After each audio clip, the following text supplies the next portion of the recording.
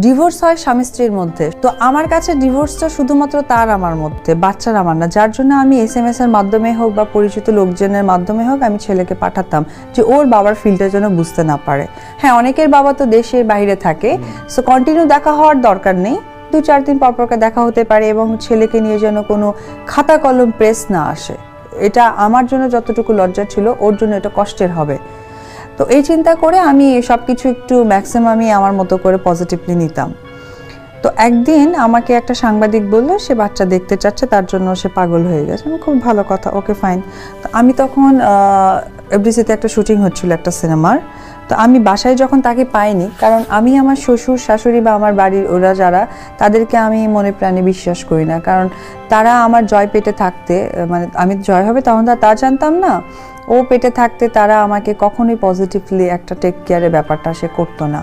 এবং ওর মা বা ওর বাবাকে আমি একজন মা হিসেবে বিশ্বাস করতে পারি না। আমার ছেলেকে যে কোনো সময় যে কোনো ক্ষতি করে দিতে পারে। ওই জায়গা থেকে তার প্রতি আমার 100% বিশ্বাস, বিকজ সে হাজার কিছু হলো বাবা। তো ও আমার যেমন তার প্রতি একটা ভালোবাসা বা একটা সাপোর্ট আছে, 100% আমার থেকে কোনো অংশে কম তারও নেই। ওই চিন্তা করে আমি বাসায় না দিয়ে আমি ভাবলাম ঠিক আছে FDC-তে শুটিং, আমি FDC-তে নিয়ে যাই। আমি FDC নিয়ে গেছি, মেকআপ রুমে গেছে, দেখা করছে, আসছে, এবং আমাকে যেটা বলা হলো যে বাসায় যাক, সে বাসায় খুব দ্রুত চলে আসতেছে। Okay fine. ওনার বাসায়? হ্যাঁ, ওনার বাসায় বাবুকে রাখতে বললো। আমি দ্রুত গতিতে খুব বাচ্চাকে রেখে, আমার কাজের লোকেরা যেহেতু খায়, আর আবার বাচ্চা তোদের বাসার কাউকে চেনে না, তার হাতে খায়ও না, তো আমার সেই জায়গা থেকে আমি বাচ্চাকে থুয়ে আমি চলে গেলাম। আমার কিছু কাজ ছিল।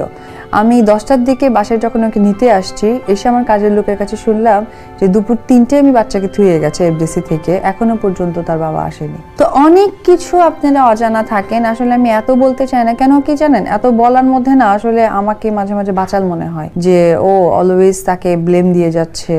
আসলে আমার কিছু বলার নেই, আমি খালি এটুকুই বলি, আমার সাথে যেটা করেছে করুক, বাচ্চার সাথে যেন মিথ্যে বা নিজেকে ভালো প্রকাশ করা, এটা আসলে বুদ্ধিমানের কাজ নয়। কারণ আজকে নিউজ এটা রেকর্ড করছে, কালকে বাচ্চা যখন অরিজিনালি ফিল করতে পারবে তখন কিন্তু কোনো পোর্টাল দিয়ে কাজ হবে না। এখানে আরেকটা ব্যাপার একটু আলোচনায় আনতে চাই, সেটা হচ্ছে যে যখন আপনি প্রকাশ্যে এলেন জয়কে সাথে নিয়ে, তখন থেকে এটা দেখা যাচ্ছে আপনাদের দুজনের মাঝখানে সাংবাদিকরা অ্যাজ এ মিডিয়া হিসেবে কাজ করে। শাকিব খান ছেলেকে দেখতে চায়, সেটা সাংবাদিকের মাধ্যমে আপনার কাছে পৌঁছায়, বা আপনি শাকিব খানের কিছু চাচ্ছেন, সেটাও সাংবাদিকের মাধ্যমে ওনার কাছে যাচ্ছে।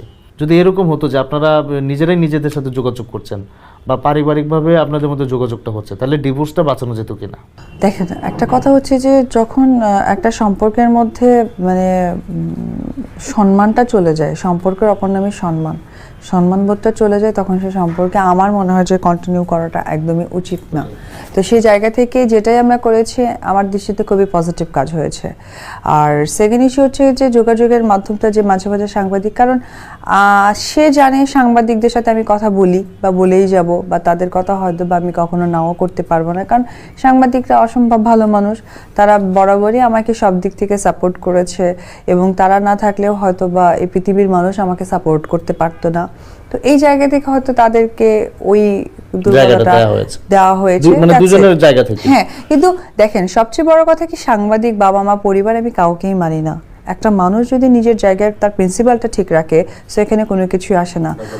আই থিঙ্ক তার বড় একটা প্রিন্সিপাল থাকতে পারতো যে আমার ছেলে, আমি এত বড় গলায় বলি, তার সম্মানটা রাখতে হলে আমাকে কতটুকু সম্মানিত হতে হতো। That's it. তো যাক, আমরা অতীত থেকে একটু বর্তমানে আসতে চাই। আমরা এটা জানতে চাই যে আপনি যদি এখন বিয়েটা করেন, আপনার নতুন বিয়ের ক্ষেত্রে আপনি কেমন পাত্র চান? হ্যাঁ, ডেফিনেটলি একটা ভালো মানুষ হওয়া দরকার, ভালো মনের মানুষ প্রথমত কথা। আর প্রথমে তো আমি আগে কাউকে কেয়ার করতাম, এখন ডেফিনেটলি আমাকে কেয়ার করতে হবে, না হলে কেন পছন্দ করব? অবশ্যই ছেলে। আর একটা কথা হচ্ছে যে একটা গুড মেন্টালিটির হতে হবে। ওভারঅল গুড মেন্টালিটির হলে ঠিক আছে, অ্যাটলিস্ট বাকি জীবনটা হাই হ্যাপি থাকতে পারবে। দেখা যায় যে একটা ছেলে যদি থাকে বা একটা মেয়ে যদি থাকে, এখানে একটা কম্প্রোমাইজের মানসিকতা থাকতে হয়।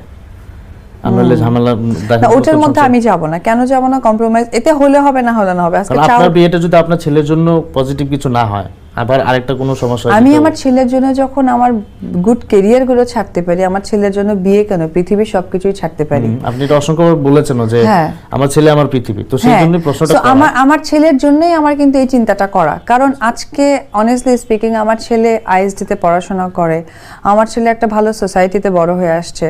তাদের সোসাইটির যেমন অনেক শো অফ থাকে, কেউ আসে রেঞ্জ রোভার নিয়ে, কেউ আসে হচ্ছে গিয়ে একদম হামার নিয়ে। তো ওই জায়গায় আমাকে তাল মেলাতে হলে ভাই আমার অনেক সাপোর্ট দরকার। তো এখানে একটা বিষয় জানতে চাই, আপনার নতুন বিয়ের দাওয়াতের তালিকায় শাকিব খানের নামটি থাকবে কিনা? দেখেন, দাওয়াতের তালিকায় আমার পছন্দের প্রত্যেকটা মানুষও থাকবে, তার মধ্যে সেও বাইরের কেউ না, সেও আমার পছন্দেরই অবশ্যই। মানুষ। একদিক থেকে একটা ভালো সময় তার সাথে আমার কেটেছে, একদিক থেকে নিঃসন্দেহে। ভালো ভালো সিনেমাও আমরা উপহার দিয়েছি লং টাইম কাজের মধ্য দিয়ে।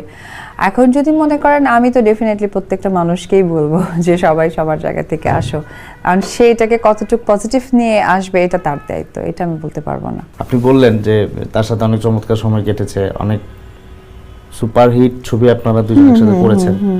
সেই জায়গা থেকে একটা সমালোচনা হয়, এটা হচ্ছে যে শাকিব খানের বাইরে আসলে অপু বিশ্বাস আলাদা করে প্রতিষ্ঠিত হতে পারেনি।